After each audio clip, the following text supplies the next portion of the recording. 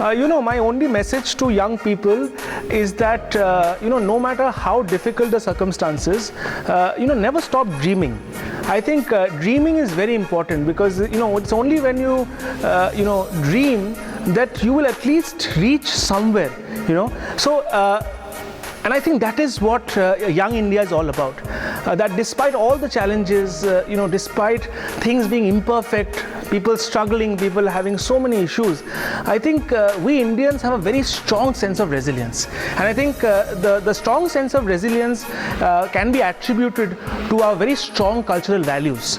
And like I said, that the support that comes in from community, be it family, be it, other sort of people in the community, I think that is what really gives us the strength to go ahead and say, we will do it, irrespective.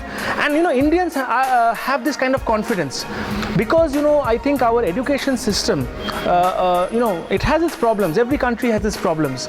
But I think that people in India, have this immense faith that no matter what the barriers, we will overcome it. Now, I think more than an advice to young people, I have been really privileged and fortunate to have been a young leader. And I'm really very thankful, to my mentors who actually recognized, the passion, the spark in me. And when today I have actually moved myself to a peripheral role, where I am today mentoring other young people. And I think that is how the cycle should happen. I think the problem, in our country also is that, this sense of entitlement, that people get too comfortable, in whatever position they have. Positions are very important. Whether they are actually, deserving of that position, whether, they should actually be more of a mentor to build capacity of the next generation. Even succession planning, for example, is extremely weak among development organizations. We see that, development organizations are largely led by, say, one very, very dynamic leader, and as soon as that leader, moves out, the entire institution crumbles. And I think this is extremely irresponsible, right? Because, it is not about an individual, but it is about an institution. Because, individuals may come and go, but institutions remain. Of course, institutions are made up of, individuals.